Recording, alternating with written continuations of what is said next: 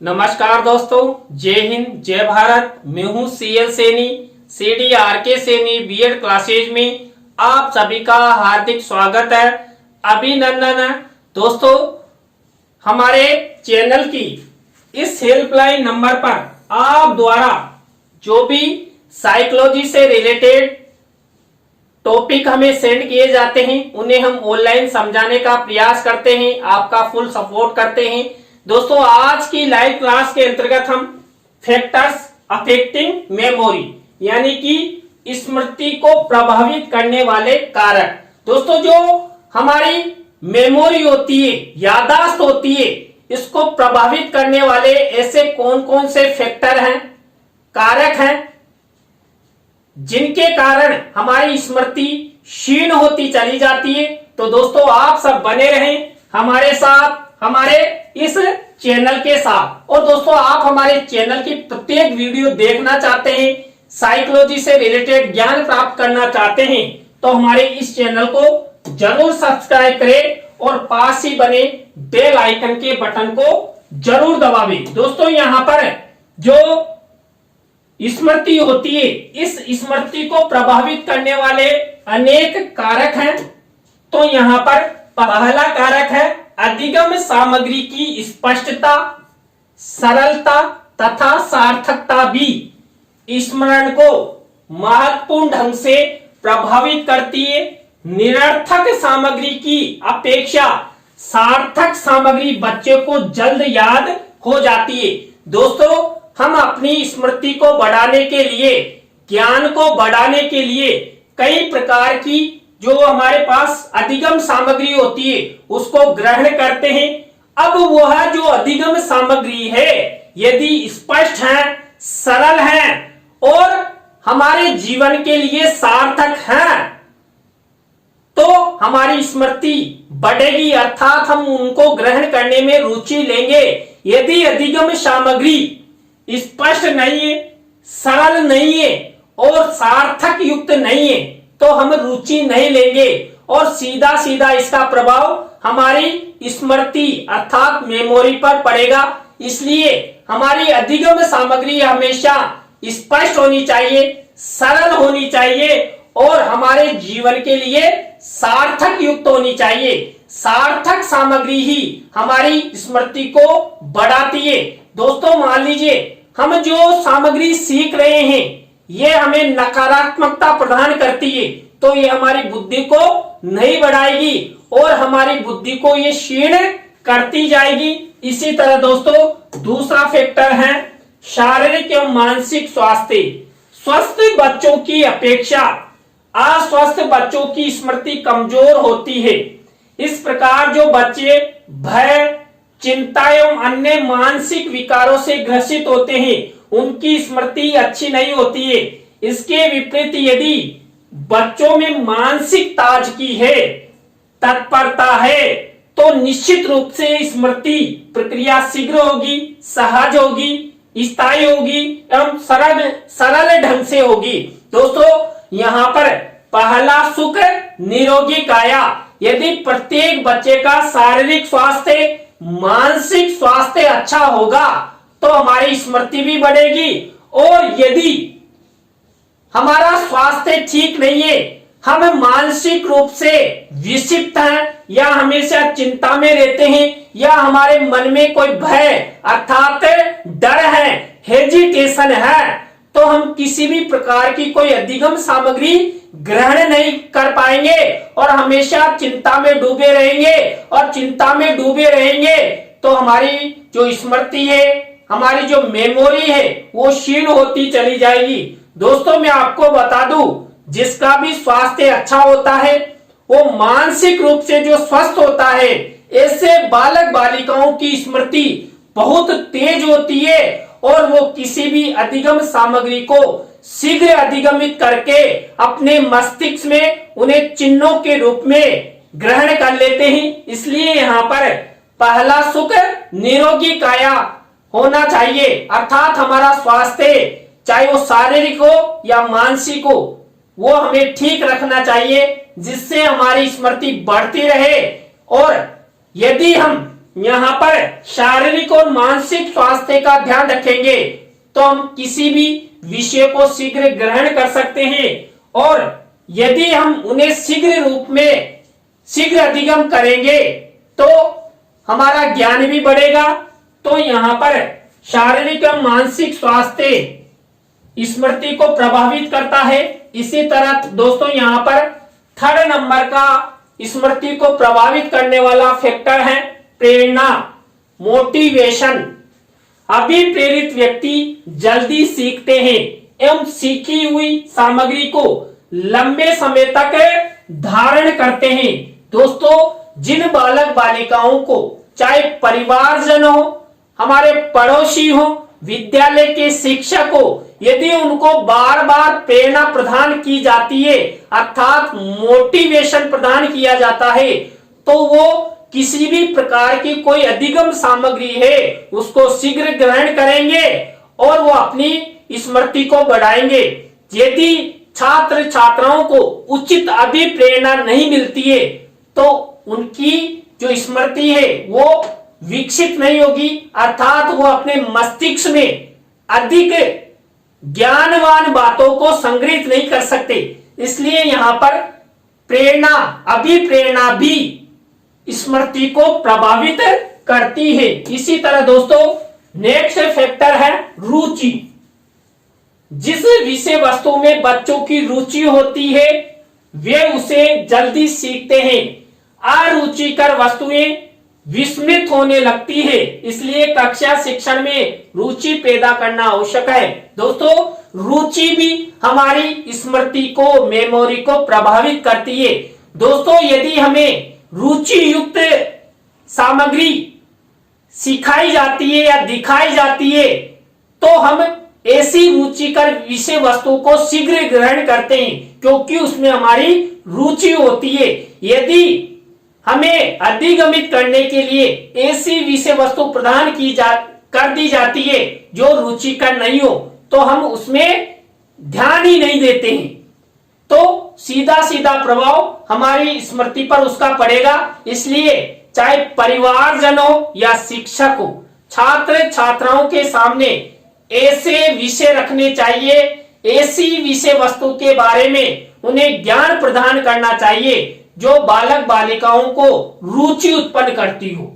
यदि उनकी रुचि उत्पन्न होगी तो स्वाभाविक है वो सीखने की दिशा में तत्पर होंगे, क्रियाशील होंगे और वो उस विषय वस्तु को अधिगमित करेंगे। इसलिए यहाँ पर रुचि का होना आवश्यक है। यदि रुचि नहीं है तो यहाँ पर स्मृति प्रभावित होगी। इसी तरह दोस्तों नेक्स्ट फैक्टर है संबंधता।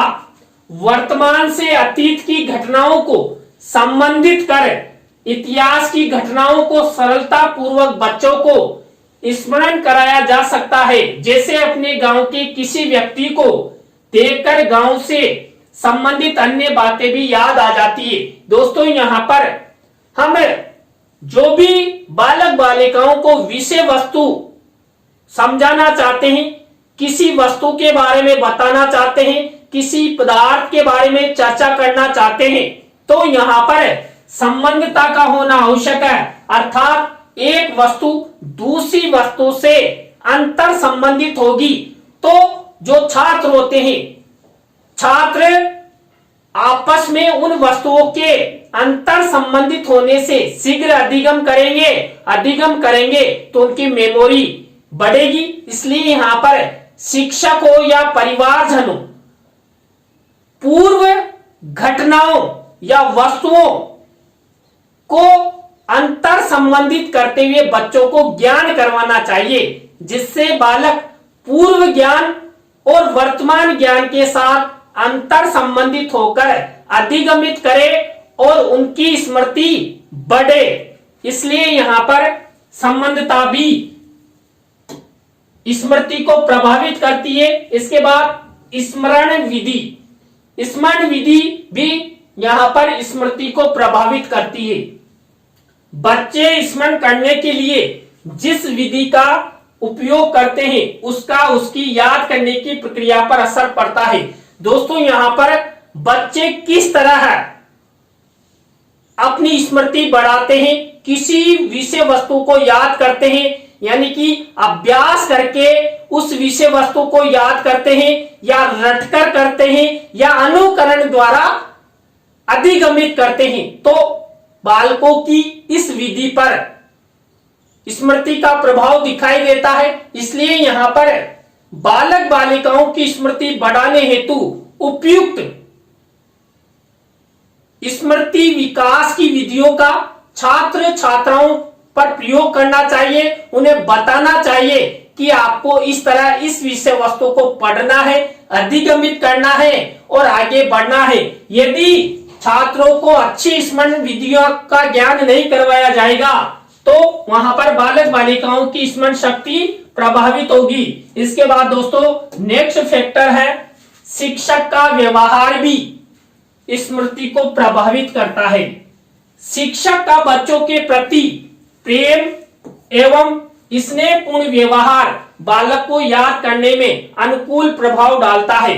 दोस्तों यदि एक शिक्षक छात्र छात्राओं के साथ अच्छा व्यवहार रखता है, मित्रता रखता है, सहानुभूति रखता है, तो शिक्षक के द्वारा जो भी बताया जाएगा बालक उनको शीघ्र अधिगमित करेंगे।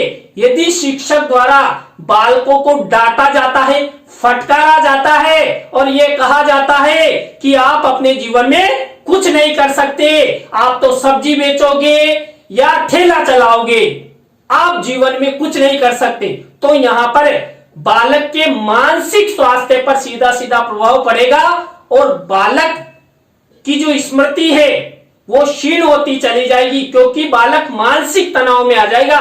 इसलिए हमेशा एक शिक्षक को छात्र छात्राओं के साथ मित्रता पूर्वक, सहानुभूति युक्त और सहयोगपूर्ण व्यवहार करना चाहिए। बालकों की हेल्प करना शिक्षक का प्रथम कर्तव्य होना चाहिए, जिससे बालकों में लगे कि हमारा शिक्षक हमारे साथ है और हम अच्छा अधिगम करें। इसलिए यहाँ पर शिक्षक का व्यवहार सबसे महत्वपूर्ण होता है। यदि शिक्षक का व्यवहार अच्छा नहीं है तो स्मृति 101% प्रभावित होगी। इसलिए हमेशा शिक्षक को सद्व्यवहार रखना चाहिए। इसके बाद उत्तम वातावरण। देखिए दोस्तों, वातावरण का भी हमारी स्मृति पर प्रभाव पड़ता है। हमारा वातावरण जितना अच्छा होगा हमारी स्मृति भी उतनी ही अच्छी होगी। शांतिपूर्ण एवं स्वस्थ वातावरण अच्छी स्मृति के लिए सहायक होता है। इसके विपरीत वातावरण स्मृति पर विपरीत प्रभाव डालता है। इस कारण कक्षा शिक्षण रुचिपूर्ण एवं बाल केंद्रित होने पर पठन पाठन सरल हो जाता है तथा बच्चे भी सरलता से उसे समझ जाते हैं। दोस्तों आप सब जानते हैं वर्तमान में बाल केंद्रित शिक्षा का प्रचलन हो चुका है। बालकों को केंद्र मानकर बालकों की क्षमताओं, बालकों की रुचियों, बालकों की अभिवृत्तियों और क्षमताओं का विशेष ध्यान रखते हुए एक शिक्षक द्वारा छात्रों को पढ़ाया जाता है। यदि शिक्षक विशेष रूप से ध्यान देगा और ऐसा माहौल अर्थात वातावरण निर्मित करेगा कि बालक उसके द्वारा जो भी पढ़ाया जाए वो शीघ्र ग्रहण करे, और ऐसे ही हमारे परिवार का वातावरण भी अच्छा होना चाहिए, सकारात्मक होना चाहिए। कुल मिलाकर परिवार और विद्यालय का ही नहीं, पूरे जहां पर भी बालक जाता है, चाहे वो परिवार में रहता है, पड़ोस में जाता है, या मार्केट में घूमता है, या विद्यालय में जाता है, या कहीं अन्य गांव का भ्रमण करता, सब स्थान का वातावरण यदि सकारात्मक होगा, अच्छा होगा, तो बालक की स्मृति बहुत तेज गति से बढ़ेगी, अर्थात बालक शीघ्र अधिगम करेगा। और बालक को यदि अच्छा वातावरण नहीं मिलता है तो सीधा सीधा उसकी बुद्धि पर प्रभाव पड़ेगा। तो दोस्तों आज की लाइव क्लास के अंतर्गत हमने आपको यहाँ पर स्मृति को प्रभावित करने वाले कारकों के बारे में बताया। तो दोस्तों आज की लाइव क्लास आपको कैसी लगी कमेंट्स में हमें जरूर बताएं। अच्छी लगी हो तो लाइक करें, कमेंट्स करें और अपने अपने दोस्तों को शेयर जरूर करें। और आप सब इसी तरह हमारे चैनल का सपोर्ट बनाए रखेंगे तो हम भी आपके लिए नित नया प्रयास करते रहेंगे और आप द्वारा हमारे इस हेल्पलाइन नंबर पर जो भी साइकोलॉजी से रिलेटेड टॉपिक हमें सेंड किए जाएंगे उन्हें हम यथाशीघ्र आपको समझाते रहेंगे। तो दोस्तों आप सब हमारी लाइव क्लास के अंत तक जुड़े रहे। आप सबको बहुत बहुत धन्यवाद। बिल्कुल बिल्कुल आप सबको बहुत बहुत नमस्कार, ट्रक भर के नमस्कार। और आप सब बस हमारे चैनल का इसी तरह सपोर्ट बनाए रखें। हाँ बिल्कुल, देखिए मैं आपके कमेंट्स के उत्तर इसलिए नहीं दे पाता कि क्लास डिस्टर्ब होती। आप सब मुझे नमस्कार करते हैं, मेरे लिए श्रद्धेय हैं बहुत। आप सबको भी नमस्कार नमस्कार। तो दोस्तों आज के लिए बस इतना ही। न्यू लाइव क्लास के साथ हम आपसे फिर मिलेंगे CDRK सैनी B.Ed क्लासेज में। जय हिंद, जय भारत, राम राम सा।